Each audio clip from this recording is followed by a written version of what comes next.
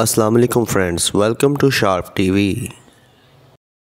ज़ारा एक बहुत ही मशहूर इंटरनेशनल फैशन ब्रांड है जो कि स्पेन के अंदर बेस करती है। इसके बारे में मशहूर है कि ये लेटेस्ट ब्रांड्स को सबसे पहले मार्केट के अंदर लेकर आती है और दुनिया भर के अंदर खुसूसन यूरोप और अमेरिका के अंदर इसके एलीट क्लास कस्टमर मौजूद हैं जो कि इसके इंतहाई महंगे और ओवर प्राइस्ड कपड़ों को खरीदते हैं। अपनी एक हालिया कैंपेन के अंदर इन्होंने एक ऐसी शर्मनाक और इंसानियत सोज हरकत की है जिसकी वजह से इसको पूरी दुनिया के अंदर न सिर्फ तनकीद बल्कि बायकॉट का भी सामना है। यहाँ तक कि इसको दुनिया के सामने आकर वजाहतें तक देनी पड़ रही हैं। ये दरअसल ज़ारा की न्यू जैकेट्स की एडवर्टाइजमेंट थी जिसमें इसको आर्टिस्टिक दिखाने के लिए दरअसल फ़लस्तीन के अंदर होने वाले जुल्मों सितम और तबाही को मौक किया गया। इस कैंपेन के अंदर ऑलमोस्ट एक 60 साल की एक मॉडल क्रिस्टन मैकमेनमी को काली जैकेट और काले शूज के साथ पोज करते हुए देखा जा सकता है। यहाँ तक तो सब कुछ ठीक है, लेकिन इस कैंपेन में इस औरत ने अपने कंधों पर एक मुसलमान की डेड बॉडी को भी उठा रखा है। और मुसलमान मैं इसलिए कह रहा हूँ क्योंकि इस मैयत ने कफन पहना हुआ है और जो मुसलमान अपने मुर्दों को पहनाते हैं और इसी तरह इन्हें कफन में लपेट कर दफनाते हैं, लेकिन ये मैयत और कफन किसी आम मुसलमान का भी नहीं है बल्कि गजा के उन मासूम बच्चों, माओं और जवानों का है जो हर दिन इसराइल की इस जंग के अंदर शहीद हो रहे हैं। और इस बात का सबूत इसके पीछे एक मैप है जो कि बिल्कुल फलस्तीन के मैप से मिलता जुलता है, खास तौर पर अगर इसको उल्टा करके देखें तो। इसके अलावा इसके आसपास बहुत सारे टूटे हुए पत्थर मौजूद हैं और तबाही के हालात हैं जैसा कि गजा के इस वक्त मौजूदा हालात हैं। यानी आप अंदाजा लगाएं कि इनको जरा भी शर्म नहीं आती कि अगर किसी मजलूम की मदद नहीं कर सकते तो इंसानियत के नाते इन पे होने वाले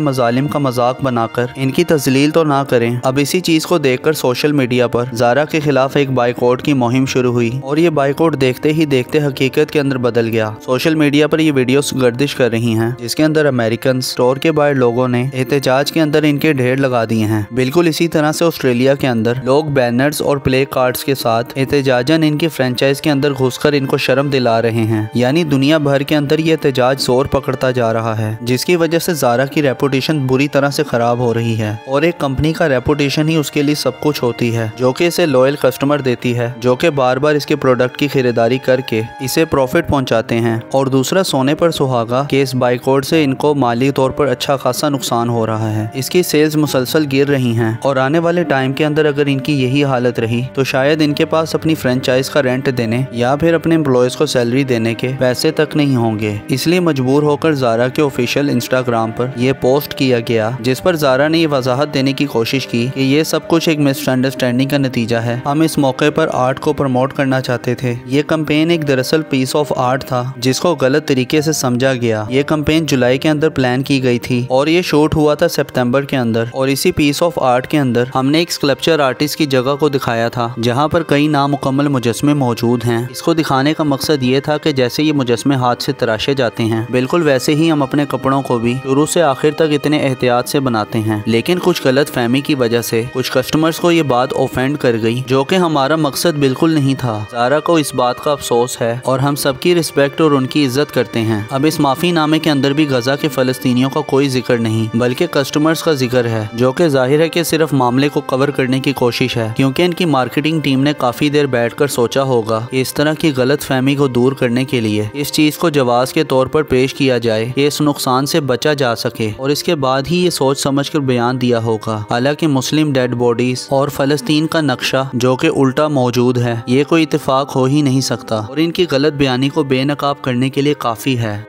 ज़ारा जैसी कंपनीज को लगता है कि दुनिया भर के अंदर खसूसन वेस्ट और अमेरिका के अंदर जहां मुसलमान माइनॉरिटी के अंदर मौजूद हैं और गैर मुस्लिम मेजॉरिटी में, और आप सभी लोग जानते हैं कि अमेरिका और बरतानिया समेत दुनिया के ज़्यादातर मुल्क खास तौर पर वेस्ट और यूरोप क्योंकि इसराइल की गजा पर इस जंग की हिमायत के अंदर हैं, तो ये लोग सोचते थे कि वो भी इसराइल की इस हिमायत से वेस्ट के अंदर अपने कस्टमर्स को बढ़ा लेंगे। लेकिन हुआ बिल्कुल इसके उल्ट क्योंकि दुनिया भर के अंदर ना सिर्फ मुसलमानों बल्कि इंसानियत का दर्द रखने वाले मुल्कों के अंदर जब ये बाइकआउट शुरू हुआ तो इनके सारे प्लान को पलट कर रख दिया क्योंकि सीधी सी बात है ये सोशल मीडिया का दौर है और कौन जालिम के साथ खड़ा और कौन मजलूम के साथ, और अब ये कोई दुनिया से छुपा नहीं सकता। और अवाम भी अब इतनी समझदार हो चुकी है कि खसूसन अपने मजहबी जज्बात को वाकया इतनी आसानी से नहीं भूलते। इसीलिए ये बदनामी का दाग अपने साथ लगाए ज़ारा को फिरना पड़ेगा। वो इनसे पूछे कि क्या क्रिएटिविटी किसी के जज्बात या मजलूमियत का मजाक बनाने के अंदर क्या कोई फर्क नहीं होता। फैशन ब्रांड्स तो एक वैसे भी एक डेविल इंडस्ट्री है जो इसी तरह से लोगों को दुनियादारी, लग्जरी और सासे कंपनी में डालकर इनसे बिजनेस करती है। लोगों की फैशन के नाम पर वल्गैरिटी की तरफ ज़ेन साजी कर रही है। सो इस डेविल इंडस्ट्री से आप उम्मीद भी क्या कर सकते हैं कि वो मजलूम को छोड़कर जालिम का साथ देगी। आप जरा गौर करें कि इस ऐड के अंदर भी आपको मौत जैसी हकीकत से भी गाफिल करके कितना नॉर्मलाइज करने की कोशिश की गई है। हालांकि एक मजहबी इंसान जब भी इस तस्वीर को देखेगा तो इसे इस ब्रांड्स और इस फैशन से क्या लेना देना, जबकि इसका लिबास ही एक कफन है जिसे इसे लिपटे हुए दुनिया से जाना है। इसे सबसे पहले आखिरत याद रहेगी। जैसे सेम अगर यही चीज आप अगर किसी दुनियादार शख्स को दिखाएं तो उसके ज़हन में सबसे पहले तो ये जैकेट और इसकी तस्वीर ही आएगी। और बिल्कुल यही देखने का नजरिया ये कंपनीज आपके दिमाग से बदलना चाहती हैं। ये आहिस्ता आहिस्ता से आपकी ज़हन साजी करती रहती हैं। एकदम से कुछ भी नहीं होता। आहिस्ता आहिस्ता से ये जहर आपके सबकॉन्शियस माइंड के अंदर जाकर आपके दिमाग को तबाह कर देता है। आप खुद से सोचने, समझने और फैसला लेने की सलाहियत को खो देते हैं, क्योंकि इस कैंपेन के अंदर ये नजर आने वाली मॉडल दरअसल एक बेराना किस्म की मॉडल है और यही इसकी पहचान है। और जो लोग इसको देखते हैं और वो भी इसकी तरह बनना चाहते हैं, ये उन लड़कियों के लिए इंस्पिरेशन है जो इसको देखकर सुपर मॉडल बनने का ख्वाब देखती हैं। ज़ारा का ये बॉयकॉट उन लोगों के मुंह पर तमाचा है जो कि कहते हैं कि बॉयकॉट से कुछ नहीं होता, बल्कि इन कंपनीज का मुतबादिल तलाश करें और तब इनका बॉयकॉट करें। जबकि इसके ऑपोजिट आज हकीकत ये है कि स्टारबक्स, मैकडॉनल्ड्स और ज़ारा जैसी कंपनीज इन बॉयकॉट से घुटनों पर आ चुकी हैं। इनकी स्टॉक वैल्यू गिरते गिरते तारीख की कम तरीन सतह पर पहुंच चुकी है, क्योंकि ये दुनिया एक इकोनॉमिकल वर्ल्ड बन चुकी है और दुनिया के कोई भी मुल्क हो और चाहे कितने भी तरक्की याफ्ता क्यों ना हो, अपनी इकोनॉमी पैसे से ही चलाते हैं। और ये पैसा इनको ज्यादातर प्राइवेट कंपनीज ही कमा कर देती हैं, जो कि बहुत ही बड़े लेवल पर पैसे को कमाती हैं और अपने मुल्क में सरमाए को वापस लाती हैं। सो इस तरह की कंपनीज का बाइकआउट और दुनिया भर के अंदर अगर होने लग जाए तो इनकी इकोनॉमी को अच्छा खासा धचका जरूर लगता है और इनका इमेज अलग खराब होता है, जो कि हमेशा इनके साथ जुड़ा रहता है। अच्छी बात यह है कि मुसलमान हुक्मरानों की गैरत बेशक सो रही हो, लेकिन उम्मत मुस्लिमा जाकर इकट्ठे होकर ऐसी कंपनीज को बाइकआउट कर कर इनको आईना दिखा रही हैं। और ये बाइकआउट अगर इसी तरह से चलता रहा तो ये कंपनीज खुद ब खुद माफिया मांग कर बिल्कुल सीधा हो जाएंगी, क्योंकि चाहे इन लोगों को बेगुनाह लोगों की जाने जाने का अफसोस ना हो, बल्कि अपनी दौलत को गंवाने का डर जरूर इस काम से रोके रखेगा। बाकी आप इस बारे में क्या सोचते हैं, अपनी कीमती राय का इजहार कमेंट सेक्शन में जरूर करें। दोस्तों, आप लोग मुझसे इंस्टाग्राम पर भी कनेक्ट कर सकते हैं, उसका लिंक नीचे डिस्क्रिप्शन में मौजूद है। वीडियो पसंद आई हो तो लाइक ज़रूर कर दें। ऐसी इंटरेस्टिंग वीडियो देखने के लिए इस चैनल को सब्सक्राइब कर लें